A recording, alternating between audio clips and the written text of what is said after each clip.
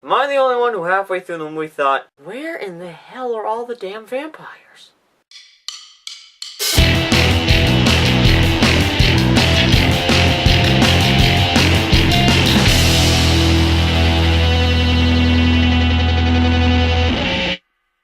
Hi, my name is Dylan, and today I'm here to review the 2012 film Lincoln, written by Tony Kirsch and directed by Steven Spielberg. Okay, I know this movie isn't technically Thanksgiving Day themed, but you know, Lincoln freed black people from slavery, so you know, be thankful he did that. When you walk in, you expect you're gonna see, you know, the life story of Lincoln. I mean, it's called Lincoln, so you think, you know, you see him as a kid, you know, a teenager, an adult, president, all this stuff. But really, it's just really based on him trying to pass the 13th Amendment, which would abolish slavery. And you know, the movie focuses on all the little political moves he had to do to make this happen, and all the, you know, stress it put on his mind, family, and friends and such. So I guess if you want a more realistic tie, you can call it Old White Men Screaming for 2.5 hours, but it's not as catchy. But overall, I really gotta say I loved this movie. Daniel Day-Lewis gave a phenomenal performance as Lincoln. I really bought him as a character, not only in looks, but in persona. And he's probably going to get an Oscar nomination for this. But then again, also, the sky's going to be blue tomorrow, so yeah, it's definitely going to happen. You know, they originally wanted to get Liam Neeson to play Abraham Lincoln, but he kept beating people up who wouldn't vote for the bill, so it didn't really work out. I don't know who you are. I don't know what you want. If you're looking for ransom, I can tell you I don't have money. What I do have is a very particular amendment. An amendment that will make a nightmare for people like you. If you pass my bill, I will not look for you. I will not pursue you. But if you don't, I will look for you. I will find you. And I will kill you. Sally Fields was also great as Lincoln's wife, even though I kept getting pissed off because Andrew Garfield kept coming in and treating her like crap for no reason. Oh wait, that's a different movie. Sorry. Tommy Lee Jones was also good in the movie, gave a great performance. And you know, you think Tommy Lee Jones looked less ridiculous without the wig, but actually without the wig he looks like Lex Luthor. Oh, and that 80s guy, James Spader, was in the movie, who was, I tell you, he was cracking me up the whole time, playing, I guess, the real-life version of Foghorn Leghorn. I say, so you will pass this amendment for Mr. Abraham Lincoln. He's Southern, okay, don't have the greatest educations, then again, neither do I.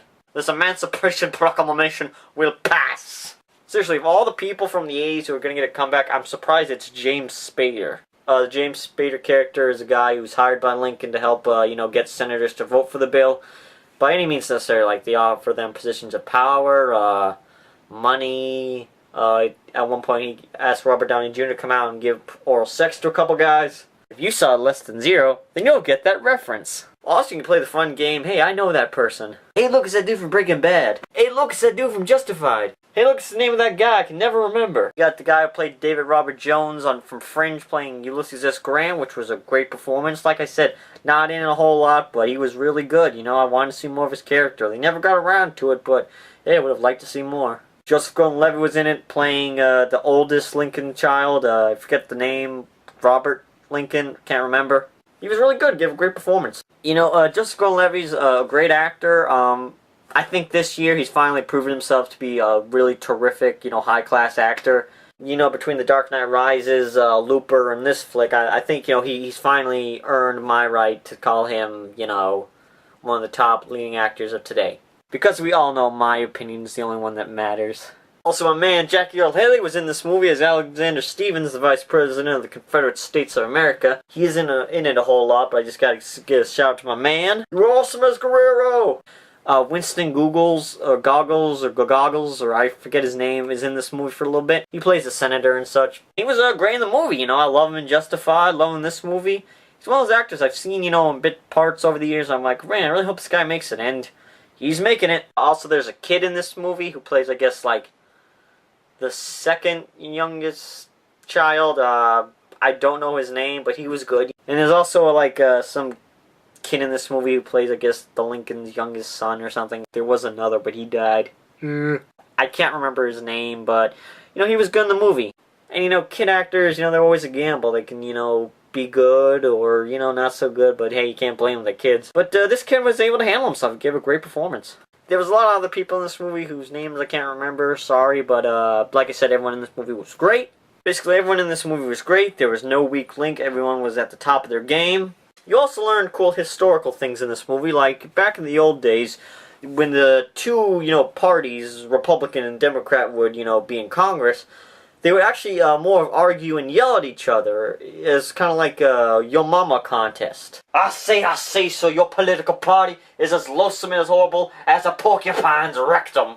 And all his buddies in the back would be going, oh! And that's when the Democrats would get up and go, well, so I'd like to point out that your party has as much brain power as a bat's recently made stool. And all his buddies would be going, oh! Oh! Oh! Snap! Your political members all have the facial features of Rocky Dennis. Oh! Your mama has a bigger beard than Lincoln. Oh! Boy, I wish politics were like that nowadays.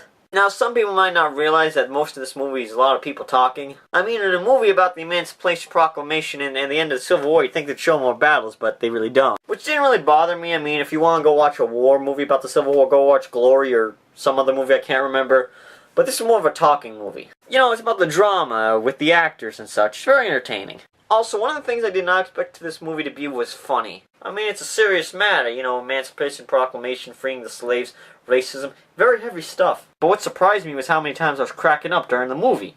This has to do with James Spader. He's always cracked me up playing Senator Leghorn. Now, let me talk to you about my overall experience going to see this movie. Also, my theater was very packed due to the fact that most of the theaters in the multiplex are taken up by Twilight, which I will not go into because I do not want my head exploding tonight. But so I had a lot of elderly people there, and when it comes to other people laughing in the theater, it can go two ways. One, you can find something funny and no one else will laugh, so when you laugh, you feel like an idiot. Or two, people find things funny that aren't really funny and laugh for hours on end, and it gets annoying. I've had experience this one makes a not so funny joke, and you have one guy going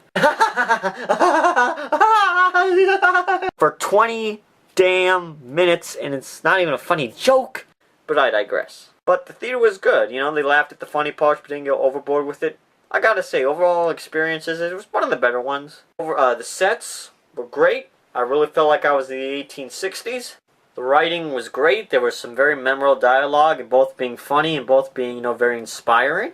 Spielberg did a great job directing, but then again, it's Spielberg, so you expect it, and it always happens. The big standout things in this movie are Daniel Day-Lewis, Sally Fields, James Spader, and the dialogue. Another good thing about this movie is it's very inspirational. I mean, it's a very hard thing to do. I mean, you gotta find the line between, being influential but not, being too preachy about the whole thing. And this movie, it finds some, that middle, easily. I mean, there are some memorable lines that I will remember for years to come. I can't do, this. I always have to, do this. Or something. Okay, basically this. I was trying to go something like that, but I can't do it, so I'm just going to go like this. I'm getting way too much into this hand thing. Let's move on. Overall, I give this movie a 4 out of 5. I did that wrong. Overall, I give this movie a 4 out of 5. I really enjoyed this movie, and, if you see it, you're going to have a fun time. It's a really good flick. So I hope you enjoyed this review. My name is Dylan, and remember, stay golden, pony boy. Another good thing about this movie is it's very inspirational.